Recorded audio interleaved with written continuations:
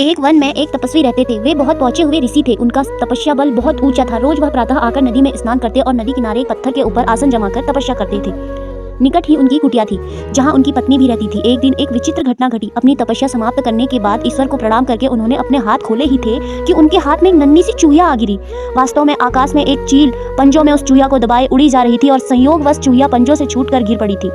ऋषि ने मौत के भय से थर-थर कांपती चूहिया को देखा।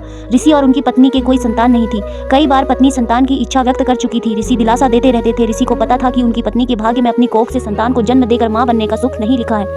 किस्मत का लिखा तो बदला नहीं जा सकता, परंतु अपने मुंह से यह सच्चाई बताकर वे पत्नी का दिल नहीं दुखाना चाहते थे। यह भी सोचते रहते कि किस उपाय से पत्नी के जीवन का यह अभाव दूर किया जाए।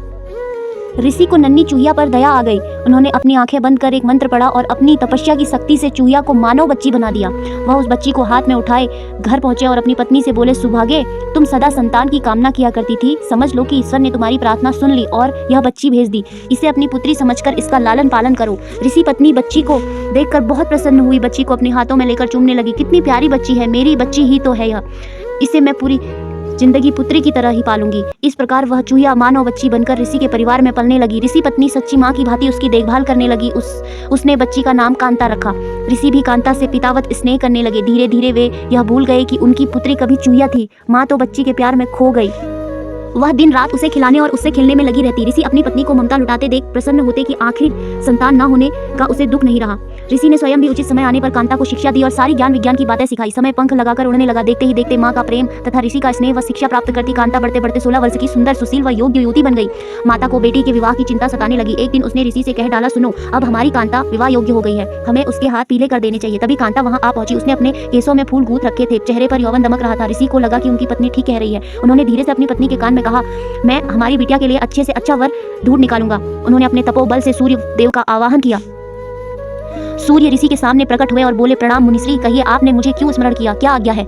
ऋषि ने कांता की ओर इशारा करके कहा, यह मेरी बेटी है, सर्वगुण सुशील है, मैं चाहता हूँ कि तुम इससे विवाह कर लो। तभी कांता बोली, तात, यह बहुत गर्म है, मेरी तो आंखें चुधिया रही हैं, मैं इनसे विवाह कैसे करूं? ना कभी इनके निकट जा पाऊंगी ना देख पाऊंगी। ऋषि ने कांता की पीठ थपथपाई और बोले, ठीक है, दूसरे और श्रेष्ठ वर देखते हैं। सूर्यदेव बोले, ऋषिवर, बादल मुझसे श्रेष्ठ है, वह मुझे भी ढक लेता है, उससे बात कीजिए। ऋषि के बुलाने पर बादल गरजते लरजते और बिजलियां चमकाते प्रकट हुए। बादल को देखते ही कांता ने विरोध किया, तात, यह तो बहुत काले रंग का है, मेरा रंग गोरा है, हमारी जोड़ी नहीं जमेगी।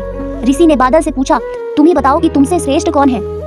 बादल ने उत्तर दिया, पवन, वह मुझे भी उड़ा कर ले जाता है, मैं तो उसी के इशारे पर चलता रहता हूँ। ऋषि ने पवन का आवाहन किया। पवन देव प्रकट हुए तो ऋषि ने कांता से ही पूछा, पुत्री, तुम्हें यह वर पसंद है? कांता ने अपना सिर हिलाया, नहीं तात, यह बहुत चंचल है, एक जगह टिकेगा ही नहीं, इसके साथ गृहस्थी कैसे जमेगी। ऋषि की पत्नी भी बोली, हम अपनी बेटी पवन देव को नहीं देंगे। दामाद कम से कम ऐसा तो होना चाहिए जिसे हम अपनी आंख से देख सकें।